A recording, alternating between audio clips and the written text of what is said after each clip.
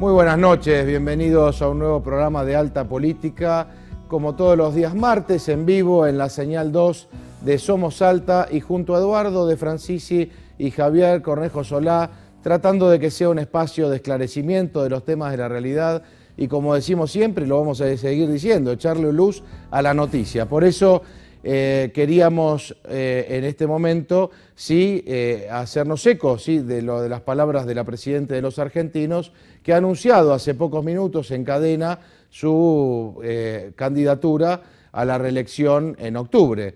Por lo tanto, obviamente que ameritaba alguna reflexión, no era nada que no podríamos prever, pero estábamos esperando que los distintos candidatos justamente pudiesen definirlo, porque quedan pocos días justamente para presentar las candidaturas.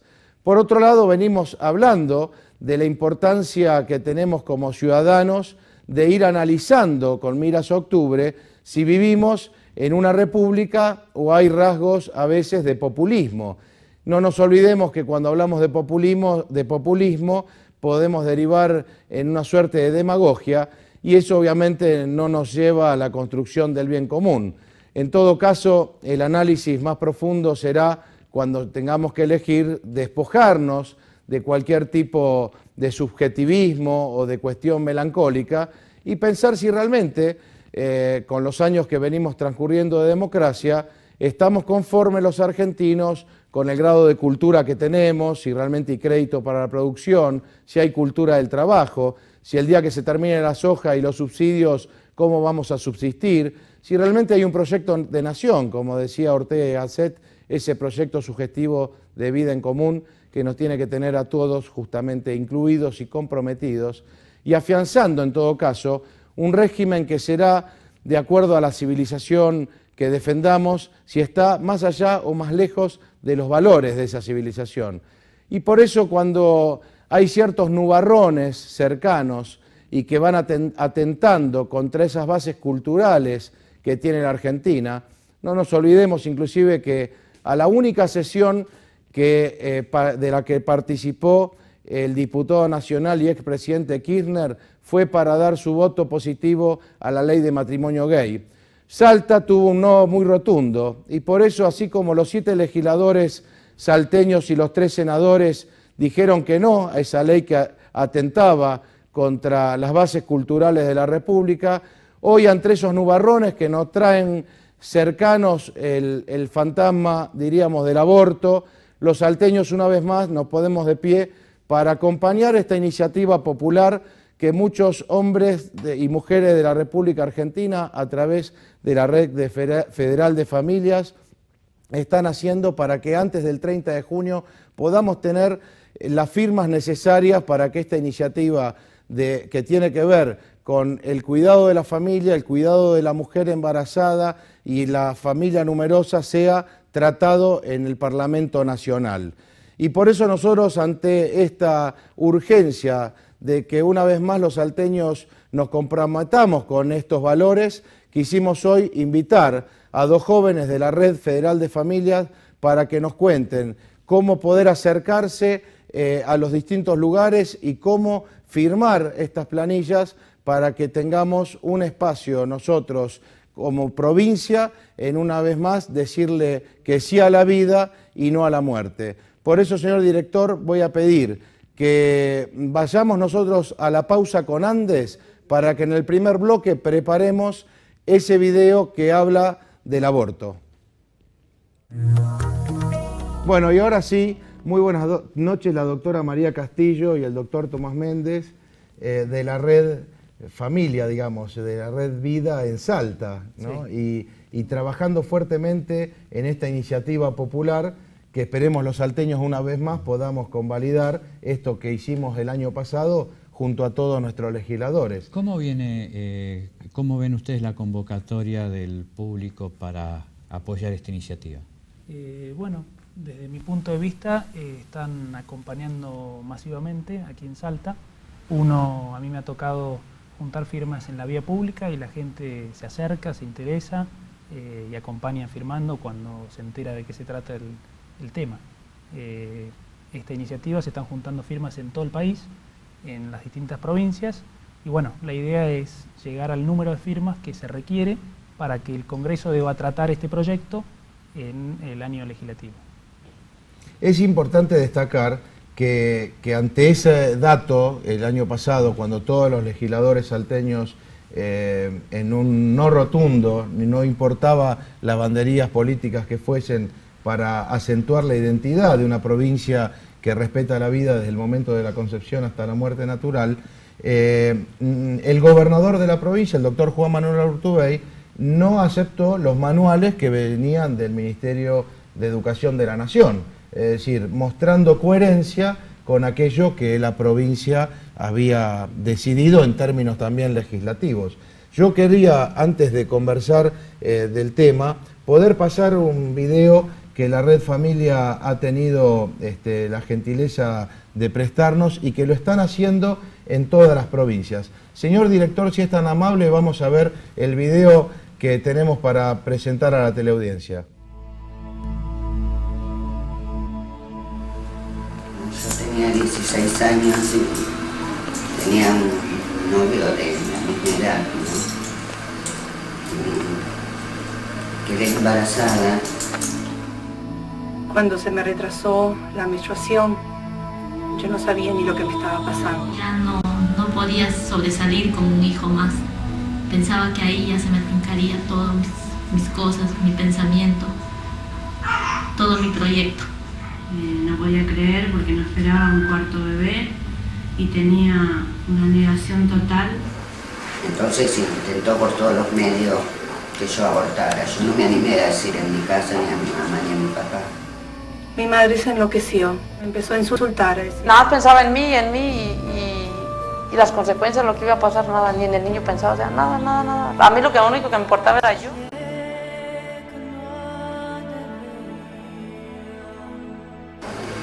Infinidad de médicos, nadie quería hacer el aborto porque ya estaba de 6 meses. El aborto es el vaciamiento del contenido del útero de una mujer que está embarazada. Ese vaciamiento se puede hacer en una primera etapa del embarazo, que es un aborto temprano del primer trimestre, o un poco más avanzado en el segundo trimestre e incluso en el tercer trimestre del embarazo, que se llama aborto tardío. Estos son los elementos del abortista.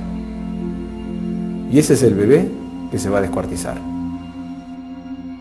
Con este instrumental se dilata el cuello del útero para meter esas pinzas. Con esa pinza se desgarra y se va sacando de a pedazos. Y la vida de este bebé se destruye. Esto es lo que le puede pasar a tu hijo. Pero ¿sabes lo que te puede pasar a vos? Aparte de alguna infección que puedas tener, aparte de alguna hemorragia, aparte de la perforación por esas maniobras cruentas que vimos y violentas que tenés que hacer para sacar y descuartizar a tu bebé del útero, lo que puede hacer es perforarse el útero y terminar teniendo que sacarlo al útero. Más allá de todo eso, lo más importante es lo que te puede pasar acá y acá.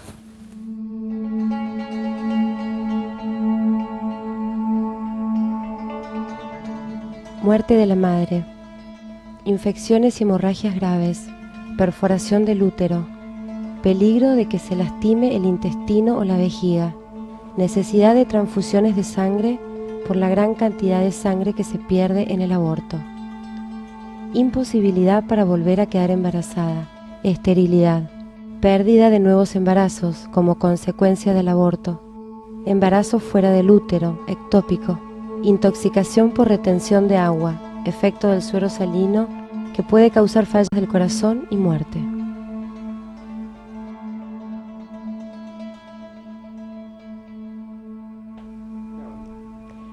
Revive continuamente el momento traumático del aborto. Depresión profunda con sentimientos de culpa, perdiendo el interés por las cosas que antes le interesaban. Ataques de llanto. Conductas autodestructivas con ella y su entorno, actitudes violentas con sus hijos vivos y su pareja. Ruptura de parejas, problemas sexuales, síntomas de locura, incapacidad para comunicarse y educar a sus hijos, pesadillas relacionadas con el aborto, aumenta el consumo de alcohol, proyectar en otros niños la edad que tendría su hijo.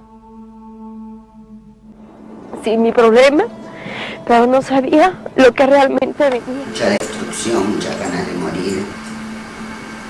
Después, cuando no podíamos tener hijos, caí otra vez en anorexia. Para mí fue doloroso. Y lo sigue siendo y lo va a seguir siendo por el resto de mi vida. El dolor que siente una madre al abortar puede permanecer oculto y sin resolverse, ¿no? Por la gran magnitud del sentimiento de culpa.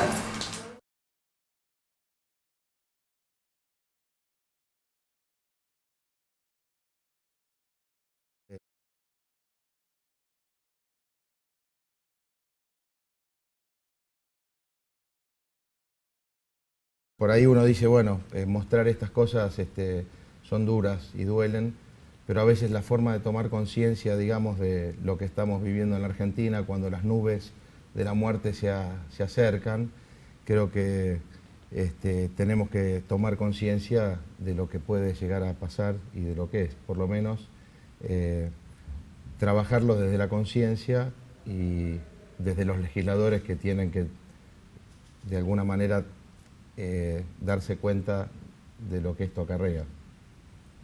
Así es. Tiene usted la palabra. Bueno, cuando comienza hablando que era el aborto, yo estudié medicina, entonces a nosotros siempre nos dicen, cuando rendimos, que es la expulsión del feto fuera del útero, o sea, el lugar donde normalmente produce la gestación, donde crece, en un tiempo que no es viable para la vida. Tenemos que aclarar que hay dos tipos de aborto. Un aborto que es un aborto provocado, que en nuestra legislación es criminal, después lo va a explicar Tomás, y un aborto no provocado que puede darse cuando la madre tiene una enfermedad previa, cuando hay una alteración genética o cuando hubo un accidente, o sea, es una causa externa. O sea, hay que diferenciar esos dos tipos de aborto. El aborto que acabamos de ver es un aborto criminal. Desde el punto de vista médico, yo estudié medicina justamente para estar a favor de la vida. Entonces sería para mí, digamos, una incoherencia estar a favor de esto. ¿Por qué? Porque yo estudié, como muchos de mis colegas, que la vida comienza desde la unión del gameto femenino con el masculino.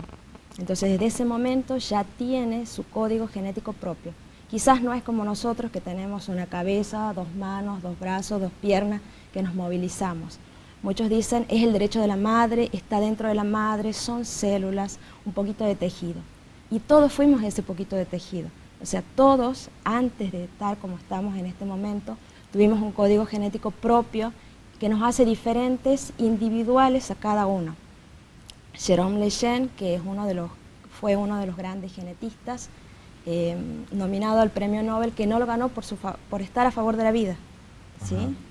Por estar a favor de la vida. Exactamente. Cuando él dijo, se estudió el código genético de tal forma que dijo, no, es un ser en potencia, como filosóficamente lo sabemos, pero no es que es algo de la madre, es él mismo nada más, que depende de su crecimiento, es verdad. O sea, somos indefensos, como la mayoría de los seres vivos que existen sobre la Tierra. Tiene su cuerpo y su alma. Tiene su cuerpo y su alma desde las creencias que tenemos. Inclusive hay que decir que en la última reforma de la Constitución se habla justamente de la defensa de la vida desde el momento de la concepción ante la muerte natural.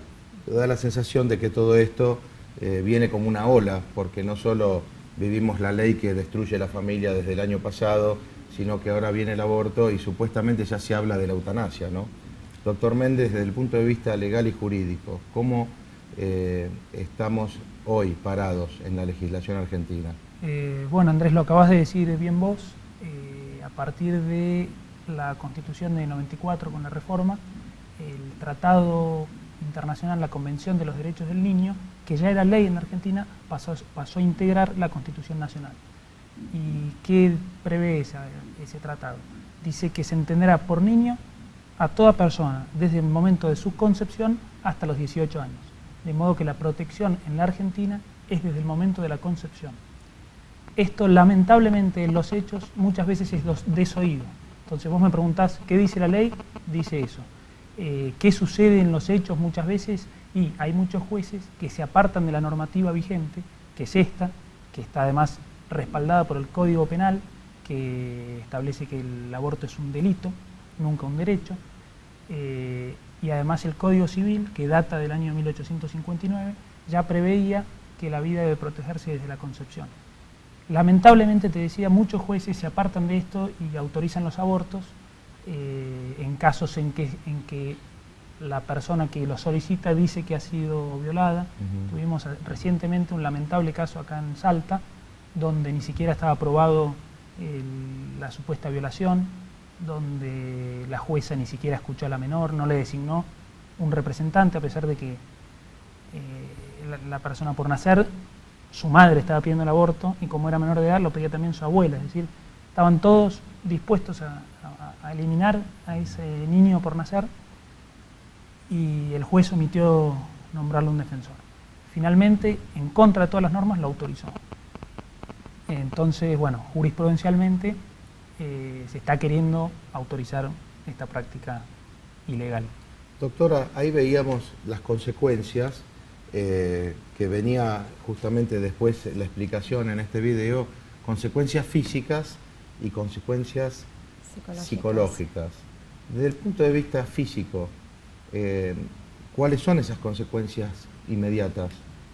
Bueno, lamentablemente cuando sucede este tipo de situaciones, la paciente cuando ingresa al hospital, generalmente si ha sido en un lugar clandestino, va a llegar con una infección, puede haber la manipulación, incluso hasta, como decía en el video que lo había realizado una médica, también puede haber, digamos, fallas en el instrumental, en la asepsia, puede haber una perforación de vejiga, puede haber una perforación de útero.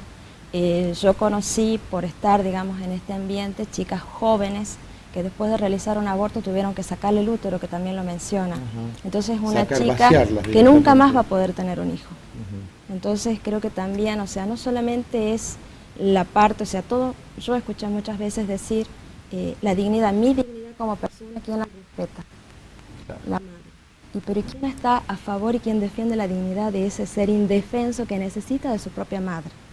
En todo caso tendríamos que imaginar políticas pro vida y pro familia, digamos, como para que además estas chicas se sientan amparadas por una cultura de la vida y no una cultura de la muerte. Sí, Andrés, justamente el proyecto de Iniciativa Popular que mencionabas al inicio trata de buscar una solución a este caso, a las mujeres que sufren una violación, a las que están en situación de riesgo, es decir, darles una opción, que no sea el aborto, sino que vean una salida, y que los centros de salud y el sistema de salud esté un poco en función de darle protección a esta gente, incluso después de producida, lamentablemente, alguno de estos casos, que haya un apoyo. Eduardo, tu reflexión. Yo creo que la Constitución es clara en ese sentido. Nosotros tenemos muy claramente definido que la vida comienza desde el momento de la concepción, y acá simplemente se trata de preservar las tradiciones que tenemos y de preservar la Constitución. Está en la Constitución, está en nuestras leyes. Yo creo que no, claro, no es una cuestión religiosa. Es una cuestión que excede lo religioso, es una cuestión que está en la ley y se tiene que respetar la ley, punto. Doctora, cuando hablamos inclusive de las consecuencias psicológicas de esto, ¿no? Porque ahí es donde muchas veces no se tiene en cuenta. Quizá lo duro de haber visto este video pasa por lo físico, pero ¿y qué pasa después del aborto? Y bueno, creo que es más difícil, o sea, yo hablo desde afuera como profesional. Claro. He visto, me ha tocado ver chicas que después de esa situación, después de realizar el aborto, no es que vuelven a su vida normal, siempre queda algo, o sea, psicológicamente también pienso que sí. Y sobre todo cuando llega el niño esperado y la interrogante de qué hubiera sido del hijo que no tuvo, o sea, que lo escuché. O sea, nosotros como médicos muchas veces en el consultorio nos toca hacer de confesores y de escuchar muchas veces este tipo de cosas. Que yo creo que debe ser muy fuerte, ¿no? El peso también de esa conciencia que no se debe terminar nunca. Sí, ¿cómo? No, quería hacerte un comentario. A mí lo que me llama mucho la atención en este tema es que médicamente no hay discusiones. Es una verdad científica que hay vida desde la concepción. Ahora, en la opinión pública existe el debate y quieren legalizar esta práctica abortiva y criminal. Hay 5 proyectos actualmente en la legislatura con trámite legislativo y muchos tienen el apoyo de gran parte de la opinión pública.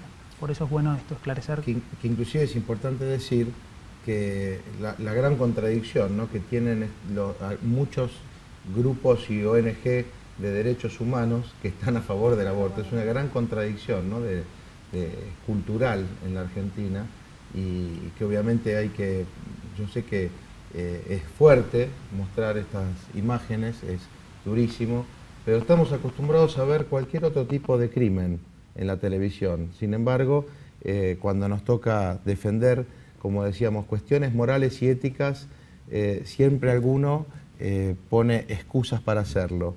Y yo creo que si algo debemos tener es el compromiso con la verdad, el compromiso, como decíamos en el comienzo, con aquellos valores que nos acercan o nos alejan de lo que nosotros consideramos que debe ser la civilización. Y si los argentinos perdemos de vista la importancia de esos valores, es muy difícil que podamos construir una nación. Por eso, cuando yo digo que tenemos que darnos bien cuenta si vivimos en una república democrática o en un populismo, inclusive ante los últimos hechos tan tremendos de público conocimiento, como ha sido que una organización tan importante de los derechos humanos, utilizando recursos públicos para provecho personal, ensucia de alguna manera la palabra derechos humanos.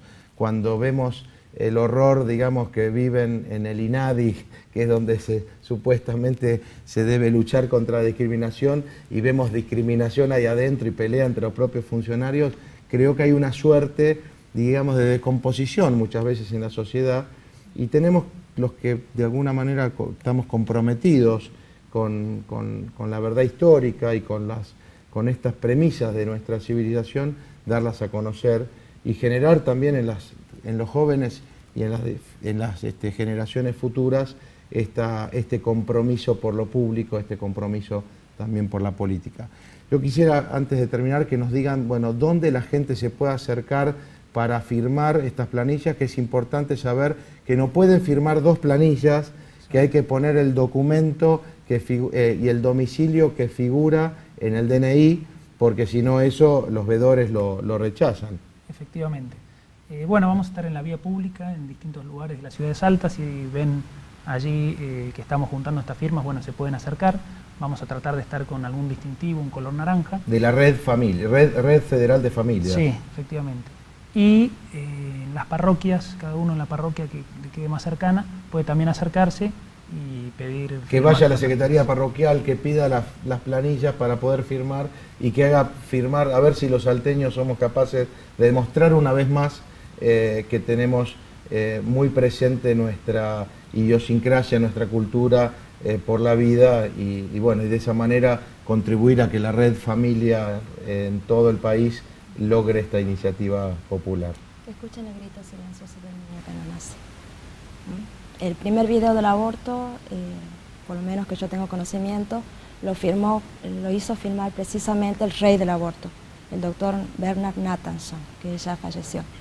Él hizo el aborto de su propio hijo, o sea, escribe, y en ese momento no tenía conciencia de lo que realizaba.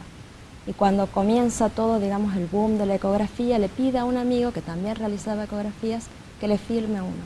Y ahí él ve claramente que en el momento que están por realizarlo, el bebé como que se va para arriba, como buscando el auxilio, y le hizo parecer, digamos, a la mamá cuando el niño se asusta y la agarra de las polleras. Entonces, bueno, lo tituló el grito silencioso. El grito silencioso. Muchas gracias, doctora. Muchas gracias, Tomás Méndez. Vamos nosotros a una pausa y regresamos con más Alta Política.